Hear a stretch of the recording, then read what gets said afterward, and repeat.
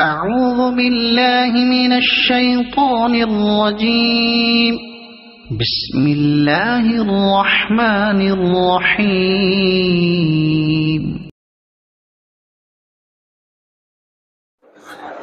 السلام علیکم ورحمۃ اللہ وبرکاتہ۔ الحمد للہ نحمده ونستعینه ونستغفره ونؤمن به ونتوکل علیہ ونعوذ باللہ من شرور انفسنا ومن سیئات اعمالنا من يهده الله فلا مضل له ومن يضلل فلا هادي له ونشهد ان لا اله الا الله وحده لا شريك له ونشهد ان سيدنا ومولانا محمدا عبده ورسوله وصلى الله تعالى على خير خلقه محمد وعلى آله وأصحابه أجمعين أما بعد فأعوذ بالله من الشيطان الرجيم بسم الله الرحمن الرحيم وإن خفتم ألا تقسطوا في اليتامى فانكحوا ما طاب لكم من النساء مثنى وثلاث ورباع فإن خفتم ألا تعدلوا فواحدة أو ما ملكت أيمانكم ذلك أدنى ألا تعولوا صدق الله العظيم وصدق رسوله النبي الكريم ونحن على ذلك لمن الشاهدين والشاكرين والحمد لله رب العالمين۔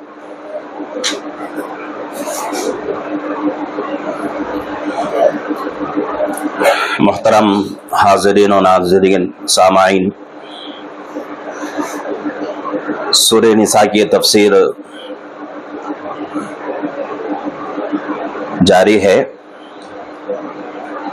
پہلی مجلس ہماری مکمل ہو چکی تھی۔ پہلی مجلس میں 2 آیتوں کی تفسیر مکمل ہوئی تھی، آیت نمبر 1، آیت نمبر 2۔ آج کی اس مجلس میں آیت نمبر 3 کی تفسیر ہوگی انشاءاللہ۔ گزشتہ تفسیر کی مجلس میں میں نے کہا تھا کہ اس سورت کا نام سورہ نساء ہے۔ ایک عورت ہو تو مرد کہا جاتا ہے، ایک سے زیادہ عورتیں ہوں، بہت ساری عورتیں ہوں تو ان کو نساء کہا جاتا ہے۔ آج بہت سارے لوگ وہ جن کے ذہنوں میں غلاظت بھری ہوئی ہے، گندگی بھری ہوئی ہے،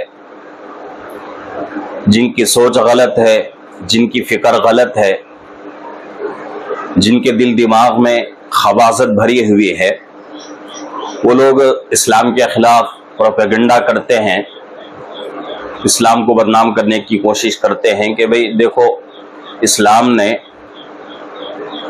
عورتوں کو کچھ عزت نہیں دی، اسلام کے اندر عورتوں کا کوئی احترام ہی نہیں ہے۔ تو میں ان تمام لوگوں سے کہہ دینا چاہتا ہوں کہ بھئی اپنی آنکھیں کھولو،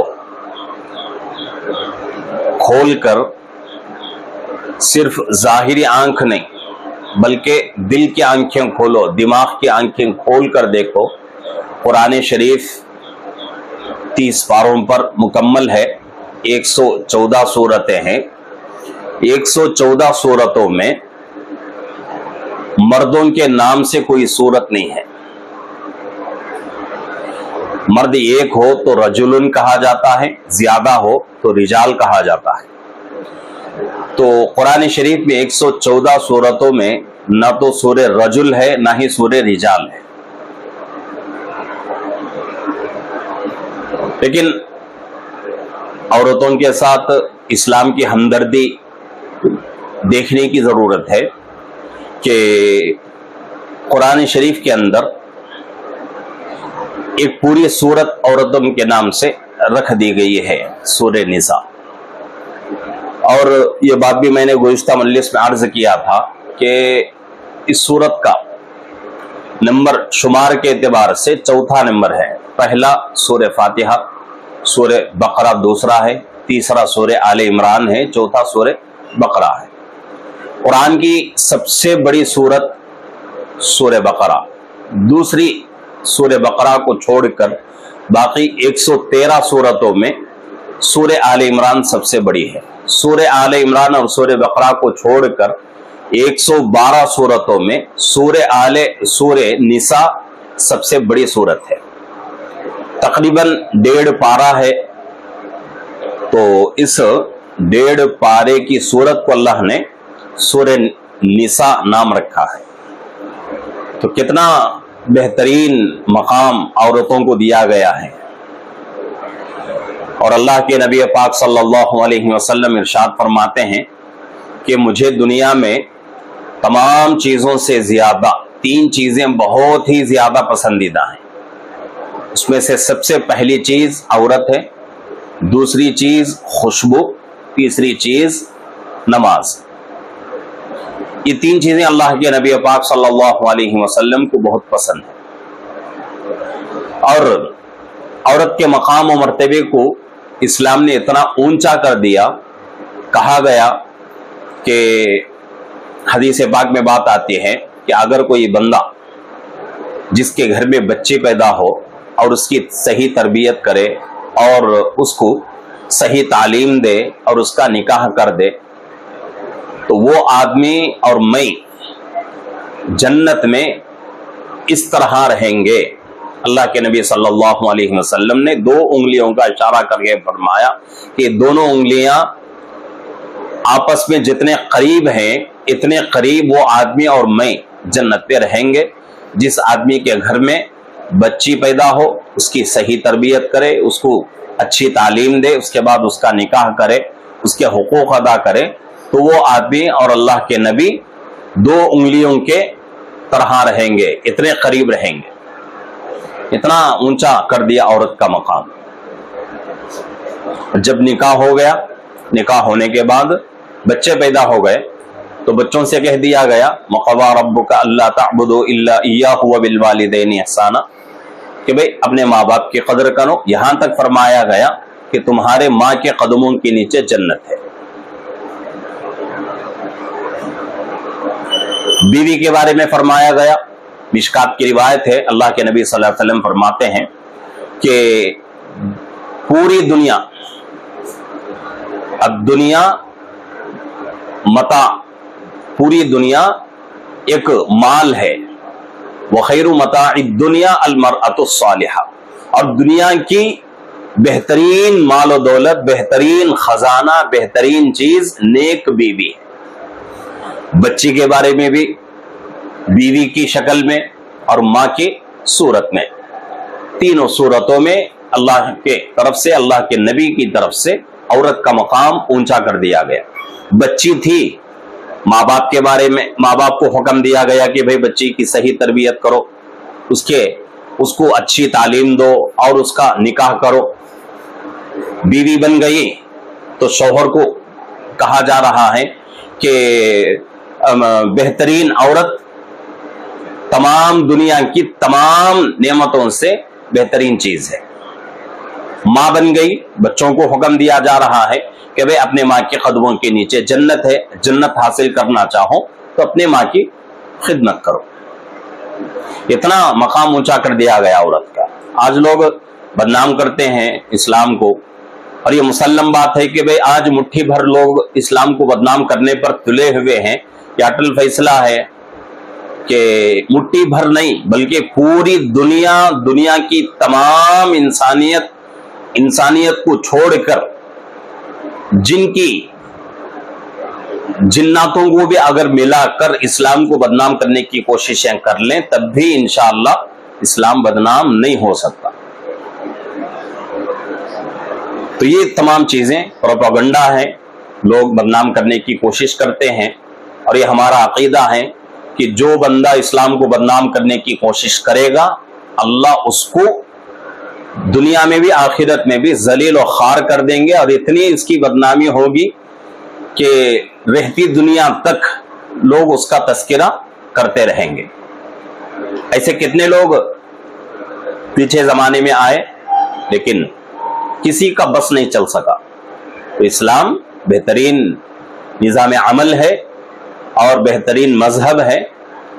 اگر کسی کو پسند آیا تو عمل کر لے، کسی کو پسند نہیں آتا وہ اس کی اپنی خامی ہے۔ لیکن اگر بدنام کرنے کی کوشش کرے تو اللہ اس کو دنیا میں بھی ذلیل کریں گے، آخرت میں بھی اس کی بدنامی ہوگی۔ تو آج کی اس مجلس میں تیسری آیت سورہ نساء کی تفسیر کرنا ہے، اور اس میں اللہ رب العزت نکاح کے تعلق سے بتا رہے ہیں۔ وَإِنْ خِفْتُمْ أَلَّا تُقْسِطُوا فِي الْيَتَامَى فَانكِحُوا مَا طَابَ لَكُم مِّنَ النِّسَاءِ مَثْنَىٰ وَثُلَاثَ وَرُبَاعَ، اور اگر تم کو اس بات کا احتمال ہو کہ تم یتیم لڑکیوں کے بارے میں انصاف نہ کر سکو گے تو اور عورتوں سے جو تم کو پسند ہو نکاح کر لو، دو دو عورتیں، تین تین عورتوں سے، چار چار عورتوں سے۔ فَإِنْ خِفْتُمْ أَلَّا تَعْدِلُوا فَوَاحِدَةً أَوْ مَا مَلَكَتْ أَيْمَانُكُمْ، پس اگر تم کو احتمال اس کا ہو کہ عدل نہ رکھو گے تو پھر ایک ہی بیوی پر بس کرو، یا جو لونڈی تمہارے ملک میں ہو۔ ذَلِكَ أَدْنَىٰ أَلَّا تَعُولُوا، اس امر مذکور میں زیادتی نہ ہونے کی توقع قریب تر ہے۔ اس میں اس آیت مبارکہ میں اللہ رب العزت نے نکاح کا تذکرہ فرمایا ہے۔ پہلے زمانے میں، زمانے جاہلیت میں، ابھی اسلام نہیں آیا تھا، اللہ کے نبی کو اللہ نے مبعوث نہیں فرمایا تھا، اس زمانے میں کیا ہوتا تھا کہ یتیم لڑکیاں جن کی پرورش میں ہوتی تھیں اور ان کے پاس اگر کوئی مال ہو، جائیداد ہو، تو وہ لوگ کیا کرتے تھے، اس یتیم لڑکی سے نکاح کر لیتے تھے۔ نکاح کرنے سے ان کو دو فائدے ملتے تھے۔ ایک فائدہ تو یہ ہے کہ بھئی بغیر محنت کے، بغیر کوشش کے بہت سارا مال ہاتھ آ رہا ہے، ایک۔ دوسرا فائدہ ان کا یہ ہوتا تھا کہ مہر ادا کرنے میں کبھی پیشی سے کام کرتے تھے، یعنی کہ یتیم لڑکی ہے، کوئی پوچھنے والا نہیں، تو اس لیے مہر کا کوئی تذکرہ بھی نہیں۔ تو یہ دو فائدے ان کے ہوتے تھے، تو اس لیے لوگ کیا کرتے تھے اس زمانے میں، کوئی یتیم لڑکی ہے اس کو اپنے پرورش پہ لے لیا، اگر اس کے پاس جائیداد مال ہیں، جائیداد اگر مال نہیں ہے تو اس کو کوئی بھی پرورش پہ نہیں لیتا تھا۔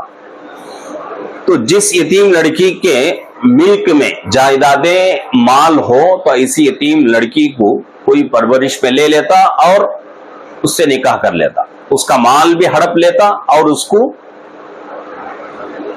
مہر بھی ادا نہیں کرتا۔ تو اس طرح جب ہونے لگا تو اللہ رب العزت نے قرآن پاک کی آیت نازل فرمائی، وَإِنْ خِفْتُمْ أَلَّا تُقْسِطُوا فِي الْيَتَامَى، اور اگر تم کو اس بات کا احتمال ہو کہ تم یتیم لڑکیوں کے بارے میں انصاف نہ کر سکو، یعنی کہ یتیم لڑکی تمہاری پرورش میں ہے، اس کا مال ہڑپنے کی تمہیں خواہش ہے، یا پھر اس کا مہر ادا کرنے کا تمہیں ارادہ نہیں ہے، ایسا احتمال ہے، تو اللہ فرما رہے ہیں کہ بھئی ان یتیم لڑکیوں کے پیچھے کیوں پڑتے ہو، ان لڑکیوں کو چھوڑو، چھوڑ کے کیا کرو، فَانْكِحُوا، نکاح کر لو، مَا طَابَ لَكُم مِّنَ النِّسَاءِ، جو عورتیں تمہیں پسند آ جائیں، فَانْكِحُوا مَا طَابَ لَكُم مِّنَ النِّسَاءِ مَثْنَىٰ، دو دو عورتوں سے نکاح کر لو، وَثُلَاثَ، تین تین عورتوں سے نکاح کر لو، وَرُبَاعَ، چار چار عورتوں سے نکاح کر لو۔ تو اس ظلم کو روکنے کے لیے اللہ نے دوسری عورتوں کے ساتھ نکاح کرنے کی اجازت دے دی۔ اب یہاں بہت سارے مسائل کھڑے ہو جاتے ہیں کہ بھئی دو دو تین تین چار چار عورتوں کا تذکرہ ہو رہا ہے، تو کیا دو عورتیں یا دو نکاح، تین نکاح، چار نکاح کرنا ضروری ہے؟ تو اس کے بارے میں کوئی ایسا حکم نازل نہیں ہوا، یا قرآن کریم کی کسی آیت میں یہ نہیں بتایا گیا کہ بھئی دو نکاح کرنا ضروری ہے، تین نکاح کرنا واجب ہے، یا چار نکاح کرنا واجب ہے، ایسا نہیں فرمایا گیا۔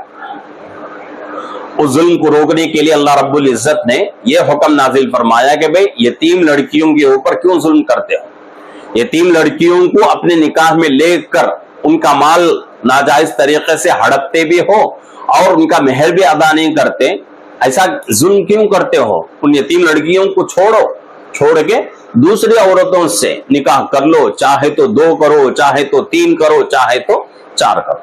4 آخری حد ہے، 4 سے آگے نہیں۔ بیک وقت ایک آدمی کے نکاح میں 4 عورتیں رہ سکتی ہیں، 4 سے زائد عورتیں ایک نکاح میں نہیں رہ سکتی۔ بیک وقت کا مطلب ایک مرد ہے، اس کے نکاح میں ایک ہی وقت میں 4 عورتیں ہوں۔ اگر ایک عورت انتقال ہو گئی پھر دوسرے سے نکاح کر لیا، ایسا نہیں ہے مسئلہ۔ ایک ہی وقت میں 4 عورتیں اس کے نکاح میں زندہ ہوں اور مطلقہ نہ ہوں، تو ایسی 4 عورتوں کو نکاح میں رکھنے کی اجازت ہے۔ 4 سے زائد عورتوں کو نکاح میں رکھنے کی اجازت نہیں ہے۔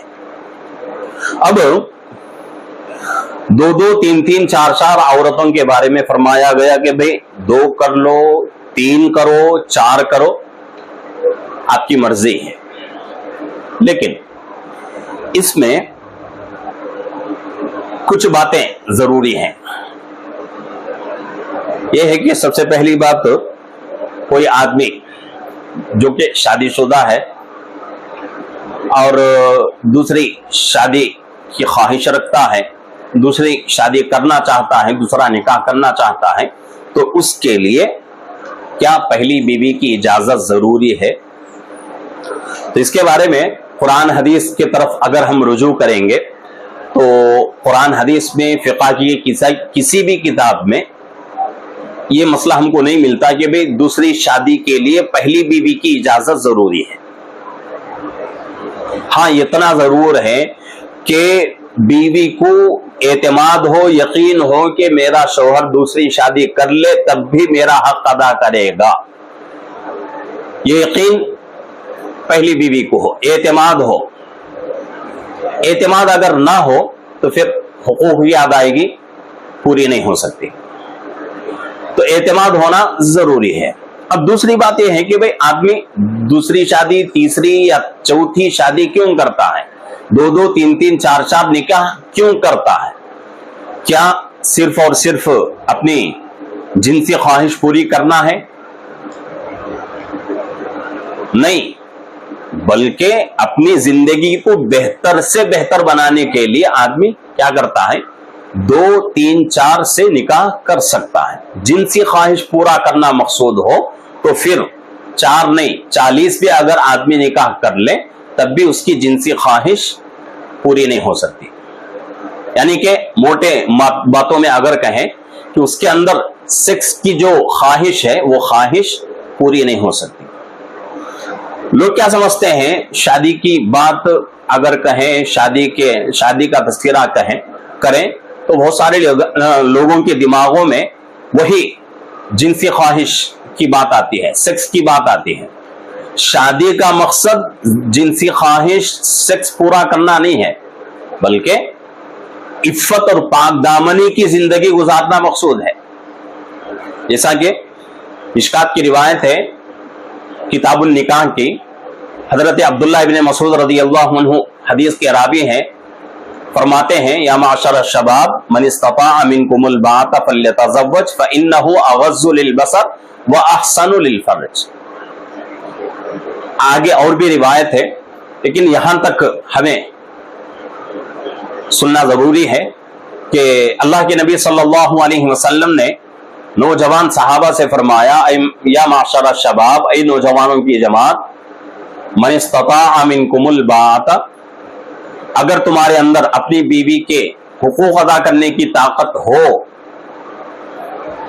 فلیتزوج، تم کیا کرو؟ نکاح کر لو، فانہ اغض للبصر واحسن للفرج۔ نکاح کے ذریعے سے تم کو 2 فائدے ملیں گے۔ پہلا فائدہ یہ ہے کہ تمہاری نگاہ تمہارے قابو میں رہیں گی۔ دوسرا فائدہ یہ ہوگا کہ نکاح کے ذریعے سے زنا کی نوبت نہیں آئے گی۔ تو مطلب یہ ہوا کہ شادی، نکاح کا مقصد جنسی خواہش پورا کرنا نہیں ہے، سیکس کرنا نہیں ہے، بلکہ عفت اور پاک دامنی کی زندگی گزارنا اور اپنے نسل کو بڑھانا مقصد ہے.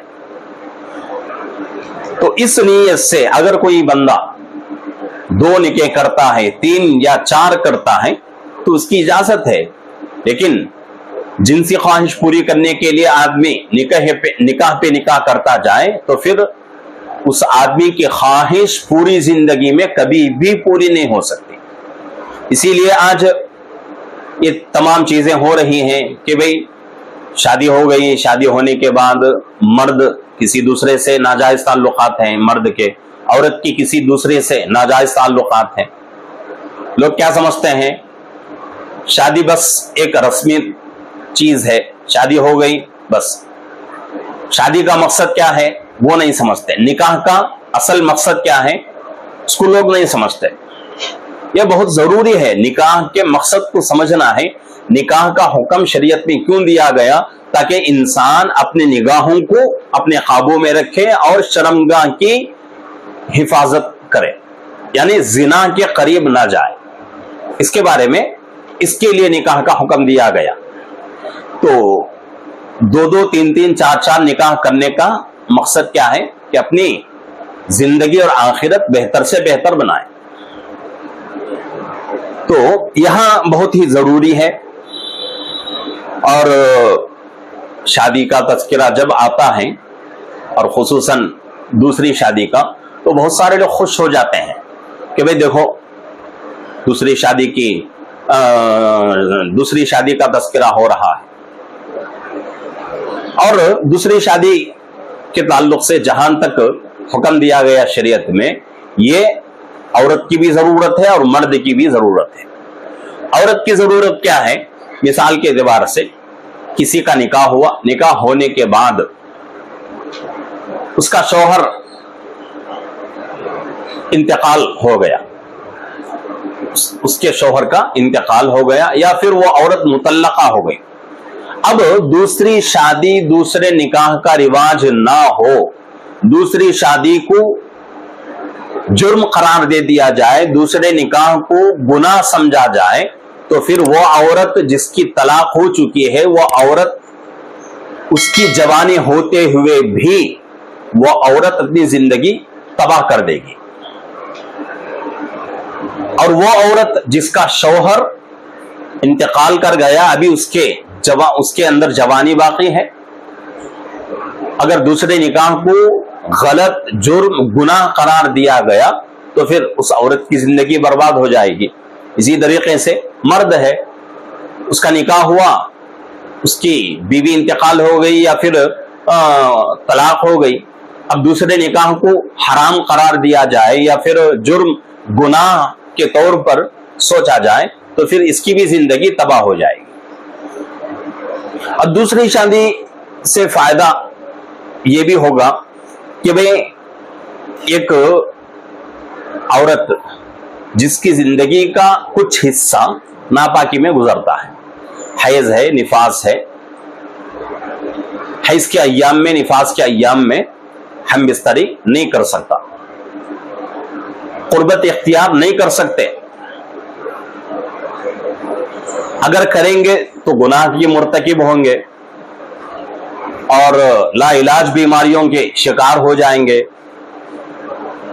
تو اس لیے دوسری شادی کا بھی حکم دیا گیا کہ بھئی ایک مرد اس کی عورت ہے اور اس کو حیض آ گیا، حیض کی کم سے کم مدت شریعت پہ 3 دن ہے، زیادہ سے زیادہ 10 دن ہے.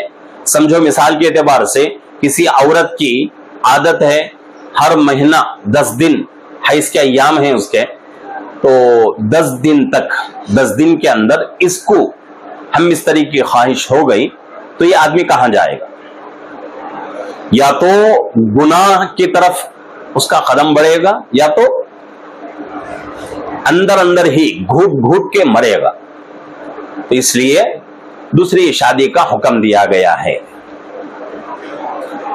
تاکہ عورت بھی پاک باز رہے اور مرد بھی پاک باز رہے. اور ان کے متعلق حقوق کیا ہیں وہ آگے بیان ہو رہے ہیں. یہاں تو صرف 2 شادیوں کا تذکرہ ہو رہا ہے. اس آیت مبارکہ میں اللہ رب العزت نے मुकम्मल तौर पर दो बातों का हुक्म दिया।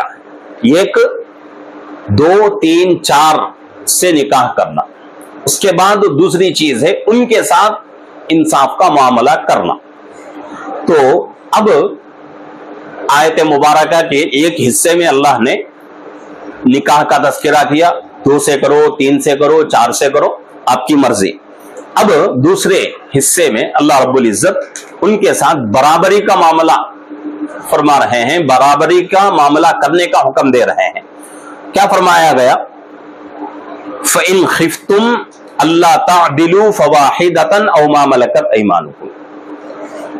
इस आयत के हिस्से में अल्लाह फरमा रहे हैं, बस अगर तुमको एहतमाल इसका हो कि अदल ना रखोगे तो फिर एक ही बीवी पर बस किया करो, या जो लौंडी तुम्हारे मिल्क में हो वही सही।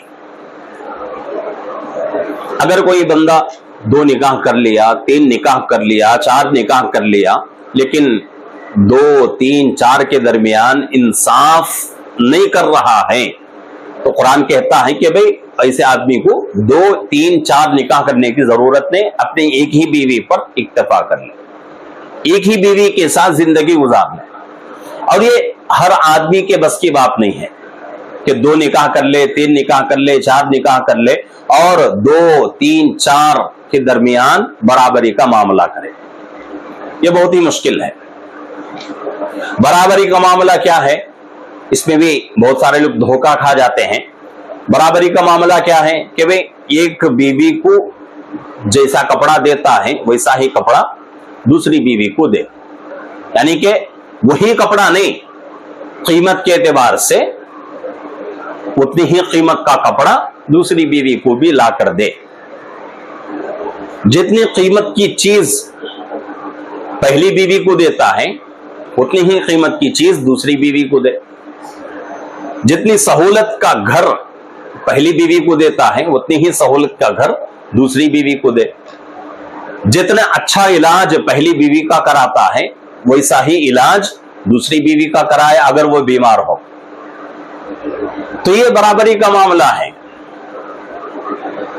और इसी तरीके से बारी मुकर्रर करें, 2 बीवियां हैं, हफ्ते में कितने दिन, इतने दिन, हफ्ते में कितने दिन कौन सी बीवी के पास रहना है, कितने दिन कौन सी बीवी के पास रहना है, बारी मुकर्रर करें। तो आज एक बीवी के पास, कल एक बीवी के पास, परसों एक बीवी के पास, बाद वाले परसों एक बीवी के पास, इस तरह बारी मुकर्रर कर लें। ऐसा नहीं कि भाई एक बीवी के पास 1 दिन रहता है, दूसरी बीवी के पास 7 दिन, 1 हफ्ता रहता है, ये नाइंसाफी है, ऐसा नहीं चलेगा। अब इसके आगे मसला है हम बिस्तरी का। इसमें शौहर का इख्तियार है कि भाई अगर एक बीवी से मिलता है तो दूसरी बीवी से मिलना कोई जरूरी नहीं है। आज अगर एक बीवी से हम बिस्तरी कर लिया, हम बिस्तरी के मामले में यह हुक्म नहीं दिया जाएगा कि भाई आज एक बीवी से मिला है तो कल दूसरी बीवी से मिलना जरूरी है, ऐसा नहीं। हाँ, बदन का भी हक होता है, बदन का भी हक अदा करना जरूरी है, तो उसके लिए भी कुछ तरीका मुतय्यन कर ले कि भाई इस तरीके के साथ मुझे चलना है। जैसा कि अभी मैंने कहा कि निकाह का मतलब जिनसी ख्वाहिश पूरा करना नहीं है, सेक्स करना नहीं है, बल्कि अपनी जिंदगी पाक दामनी के साथ गुजारना मकसूद है। तो इसलिए बराबरी का मामला होना जरूरी है, यह तो मसला है। अब दिली रुझान किसी एक के साथ ज्यादा होता है। अब ये दिली रुझान, इसमें बंदे का कोई कसूर नहीं रहता। जैसा कि किसी के बच्चे हैं, 2-3 औलाद हैं, उन 2-3 औलाद में से किसी एक बच्चा या बच्ची की तरफ माँ बाप को ज्यादा रुझान रहता है, मैलान रहता है, उनकी तरफ ज्यादा तवज्जो होती है। ये दिली तवज्जो होती है और दिली रुझान होता है, इसमें बंदे का कोई इख्तियार नहीं चलता, इसमें अल्लाह का इख्तियार चलता है। जैसा कि अल्लाह के नबी पाक सल्लल्लाहु अलैहि वसल्लम के निकाह में बैक वक्त 9 बीवियां थी। 9 बीवियां भी अल्लाह के नबी को पसंद थी, پھر بھی حضرت عائشہ رضی اللہ عنہا کی طرف رجحان زیادہ تھا. کیوں زیادہ تھا؟ اس کی بہت ساری وجوہات ہیں. ایک تو یہ کہ کنواری تھیں. دوسری بات یہ ہے کہ جتنے ازواج مطہرات تھیں تمام میں سب سے زیادہ علم آپ کے پاس تھا، سب سے زیادہ ذہین تھیں. قرآن کا علم سب سے زیادہ آپ کے پاس تھا، حدیث کا سب سے زیادہ ذخیرہ آپ کے پاس تھا. بات بہت جلدی سمجھتی تھیں، چھوٹی عمر کی تھیں. تو اس لیے ان وجوہات کی وجہ سے، اور بھی بہت ساری وجوہات ہیں، ان وجوہات کی وجہ سے کیا ہوتا ہے، آدمی کا دلی رجحان کسی ایک کی طرف زیادہ ہو جاتا ہے. اس میں بندے کا کوئی قصور نہیں رہتا، اس میں بندے کا کوئی اختیار نہیں رہتا، وہ اللہ کے اختیار میں ہے. اللہ کے نبی نے اللہ سے دعا فرمائی کہ اے اللہ وہ چیزیں جو میرے اختیار میں نہیں ہیں، جو تیرے اختیار میں ہیں، اے اللہ اس کی مجھ سے پکڑ نہ فرما. تو اس لیے دلی رجحان کسی ایک کی طرف ہو وہ الگ چیز ہے، لیکن برابری کا معاملہ ہونا بہت ہی ضروری ہے. حضرت حکیم الامت مفتی اشرف علی صاحب تھانوی رحمۃ اللہ علیہ کی بھی 2 بیویاں تھیں. تو ایک مرید نے کیا کیا، حضرت حکیم الامت مفتی اشرف علی صاحب تھانوی رحمۃ اللہ علیہ کی عادت شریفہ یہ تھی کہ کوئی چیز لاتے تو برابر حساب کر کے، تولنے کی چیز ہو تو تول کے اس کو 2 حصے کرتے تھے. ایک حصہ ایک بیوی کے، دوسرا حصہ دوسری بیوی کے ہاں بھیجتے تھے. برابر حساب تھا. تو ایک مرتبہ ایسا ہوا کہ ایک مرید نے 2 تربوز لائے. 2 تربوز کیسے لائے؟ دونوں تول کے لائے. ایسا نہیں کہ بھئی ایک تربوز چھوٹا تھا ایک تربوز بڑا تھا، ایسا نہیں. دونوں تول کر دونوں ایسے لائے جو کہ 1 گرام بھی کمی پیشی نہ ہو. ایسے 2 تربوز لائے. اللہ کے حضرت مفتی اشرف علی صاحب تھانوی رحمۃ اللہ علیہ کی خدمت پہ پیش کیا. فرمایا کہ حضرت آپ کی 2 بیویاں ہیں اور آپ کی عادت شریفہ ہم جانتے ہیں کہ ہر چیز آپ تول کر دیتے ہیں اپنی بیویوں کو، تو اس لیے میں نے برابر تول کر 2 تربوز لائے ہیں 2 بیویوں کے لیے، آپ اپنے گھر میں بھیجوا دیں. تو حضرت نے حکم دیا کہ بھئی چاقو لاؤ. چاقو لا کر دونوں بھی کاٹو. کاٹ کے کیا کیا، ایک کے 2 حصے کیے، ایک حصہ ایک طرف ایک حصہ ایک طرف. دوسرا کاٹا، اس کے 2 حصے کیے، ایک حصہ ایک طرف ایک حصہ دوسری بیوی کے پاس بھیج دیا. مرید نے کہا کہ حضرت میں نے تو برابر تول کے لایا ہوں، اب آپ کو تولنے کی ضرورت نہیں تھی، پھر بھی آپ نے دونوں کو آدھا آدھا کر کے، ایک پھل کا آدھا حصہ دوسرے پھل کا آدھا حصہ ایک کی طرف، اور ایک پھل کا آدھا حصہ دوسرے پھل کا آدھا حصہ دوسری بیوی کے پاس آپ نے کیوں بھیجا؟ تو حضرت کا عدل دیکھیے، حضرت کا انصاف دیکھیے، برابری مساوات کا فیصلہ دیکھیے کہ حضرت فرماتے ہیں کہ بھئی آپ نے تو تول کر لایا ہے، اس پہ شک نہیں ہے، وزن تو ہم تول لیں گے، لیکن پھل کی جو مٹھاس ہے وہ کون تولے گا؟ میٹھاپن جو ہوتا ہے اس کو بھی تولنا ضروری ہے. تو اس لیے میں نے سوچا کہ بھئی 2 تربوز آئے ہیں تو کیا کروں، ایک تربوز کا آدھا حصہ اور دوسرے تربوز کا آدھا حصہ ایک بیوی کے پاس جائے. اگر ایک تربوز پھیکا نکل گیا، ایک تربوز میٹھا نکل گیا، اور دونوں گھر میں دونوں پھل ایک ایک پھل ایک ایک گھر میں بھیج دیا، تو ایک گھر سے شکایت آئے گی کہ بھئی آج تو پھل پھیکا تھا، دوسرے گھر سے بات آئے گی کہ آج کا پھل بہت میٹھا تھا. تو میں سمجھتا ہوں کہ دونوں کے ساتھ ناانصافی ہو جائے گی. تو اس لیے میں سمجھتا ہوں کہ اگر 2 پھل آئیں تو کیا کروں، دونوں پھل کو آدھا آدھا کر کے ہر پھل کا آدھا حصہ ایک بیوی کے پاس، ہر پھل کا دوسرا آدھا حصہ دوسری بیوی کے پاس بھیجوں. اگر ایک گھر سے پھیکے کی بات آئے تو دوسرے گھر سے بھی پھیکے کی بات آئے، ایک گھر سے میٹھے کی بات آئے تو دوسرے گھر سے بھی میٹھے کی ہی بات آئے. تو یہ ہے برابری کا معاملہ. اگر اتنا جذبہ ہمارے اندر ہے تو ہم 2 3 4 سے نکاح کر سکتے ہیں. صرف جنسی خواہش پوری کرنے کے لیے اگر کوئی بندہ نکاح کرتا ہے تو اس آدمی کی جنسی خواہش 1 نہیں 4 نہیں بلکہ 40 بھی اگر نکاح کر لے تب بھی اس کی جنسی خواہش پوری نہیں ہو سکتی. سنت ہے اللہ کے نبی کی ایک سے زیادہ نکاح کرنا، شادیاں کرنا. سنت کو پورا کرنے کے لیے نکاح کرے اور اپنی زندگی کو بہتر سے بہتر بنانے کے لیے، عفت پاک دامنی کی زندگی گزارنے کے لیے نکاح کرے ایک سے زائد، تو اس پہ ثواب بھی ملے گا اور اللہ بھی خوش ہوں گے، اللہ کے نبی بھی خوش ہوں گے. تو اس لیے برابری کا معاملہ بہت ضروری ہے. جہاں کہیں برابری کا معاملہ نہیں ہو سکتا، اللہ فرما رہے ہیں او ما ملکت ایمانکم، کہ تمہارے ملک میں تمہاری جو باندیاں ہیں، تمہاری جو کنیزیں ہیں، ان سے تم کیا کرو؟ فائدہ اٹھاؤ. اب تو غلاموں باندیوں کا زمانہ نہیں رہا. اللہ نے آج کے زمانے میں سب کو آزاد رکھا ہے. یہ بہت بڑا اللہ کا احسان ہے. اس زمانے میں غلام ہوتے تھے، باندی ہوتی تھی، تو باندیوں سے ہم بستری کی اجازت دی گئی تھی.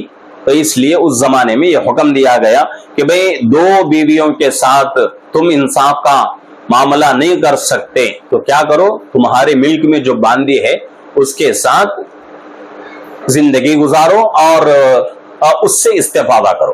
یہ حکم اللہ نے دیا ہے. ذالک ادنی اللہ تعولوا. آگے اللہ نے فرمایا اس امر مذکور میں زیادتی نہ ہونے کی توقع قریب تر ہے. تو یہ تیسری آیت مبارکہ تھی. آج کی مجلس کے لیے میں نے آیت نمبر 3 کو مقرر کیا تھا تفسیر کے لیے. آگے جو آیت شریفہ ہمارے سامنے آ رہی ہے اس میں مہر کے بارے میں فرمایا جا رہا ہے. انشاءاللہ آئندہ اتوار کو چوتھے آیت کی تفسیر ہوگی جس میں مہر کے بارے میں بھی بات آئے گی. تو خلاصہ کلام یہ ہے، آج جو تفسیر ہوئی ہے ان تمام باتوں کا خلاصہ کیا ہے کہ بھئی اللہ رب العزت نے 2 3 4 نکاح کی اجازت تو دی ہے لیکن ضروری قرار نہیں دیا. اگر کوئی بندہ کرنا چاہے تو کر سکتا ہے، لیکن 2 بیویوں 3 بیویوں 4 بیویوں کے درمیان انصاف کا معاملہ، برابری کا، مساوات کا معاملہ بہت ہی ضروری ہے فرض کے درجے میں. اگر نہیں کر سکتا تو پوری زندگی ایک ہی بیوی پر اکتفا کرے. دوسری بیوی کی خواہش ہو پھر بھی اپنی خواہش کو دفن کر کے ایک ہی بیوی پر اکتفا کرے. میں سمجھتا ہوں کہ اس زمانے میں عام ہم جیسے لوگوں کے اندر یہ جذبہ نہیں ہے. 2 شادیاں اگر کر لیں تو ہم جو ہے دونوں کے درمیان برابری کا معاملہ نہیں کر سکتے. اور ایک مسئلہ یہ بھی ہے، آخر میں ذہن میں آ گئی بات، تو مسئلہ یہ ہے کہ اگر کوئی بندہ دوسری خواہش کی طاقت رکھتا ہے اور برابری کا معاملہ بھی کر سکتا ہے، لیکن صرف اور صرف اس وجہ سے نکاح نہیں کرتا دوسرا نکاح کہ دوسرا نکاح اگر کروں گا تو کہاں سے اس کو پالوں گا، کہاں سے اس کی بھوک مٹاؤں گا، صرف اس وجہ سے دوسرا نکاح نہیں کرتا تو وہ آدمی گنہگار ہوگا. اللہ پالنے والے ہیں، اللہ دینے والے، کھلانے والے اللہ. جب پہلی بیوی کو اللہ کھلا رہے ہیں تو دوسری بیوی کو بھی اللہ کھلائے. تو اللہ کی ذات سے یقین ہونا چاہیے. اور وہ عورتیں جو کہ اس لیے کہ عام طور سے دوسری بیوی کے لیے، دوسرے نکاح کے لیے پہلی بیوی خوش نہیں رہتی، یہ طبعی چیز ہوتی ہے. ایک زمانہ وہ تھا جبکہ ایک شوہر کی 2 بیویاں ہو جائیں، 3 بیویاں، 4 بیویاں ہو جائیں تو لوگ عورتیں خوش ہوتی تھیں. اب جو زمانہ چل رہا ہے زمانہ وہ نہیں ہے. ایک تو یہ ہے کہ بھئی دینداری نہیں. دینداری اگر ہے تو ہمارے دل، ہمارے دماغ وسعت والے نہیں ہیں. مسئلہ ہمیں معلوم ہے پھر بھی ہمارا دل دماغ اس کو قبول نہیں کرتا. ہمارے دل دماغ اتنے تنگ ہو چکے ہیں. تو ان مجبوریوں کی وجہ سے عورت کیا کرتے ہیں، عام طور سے دوسری شادی کی اجازت نہیں دیتی.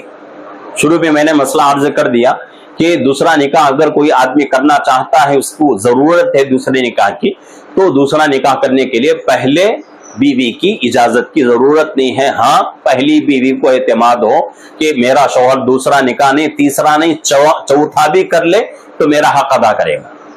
یہ اعتماد ہونا ضروری ہے. اعتماد اگر ہے تو کوئی مذائقہ نہیں ہے، لیکن کوئی عورت اس کے شوہر کو دوسرے عورت کی ضرورت ہے، پھر بھی دوسرے عورت کی اجازت نہیں دیتی، یا پھر دوسری شادی پر لڑائی کرتی ہے، جھگڑا کرتی ہے، عورت پر کیس وغیرہ کراتی ہے، تو عورت اس معاملے میں گنہگار ہوگی.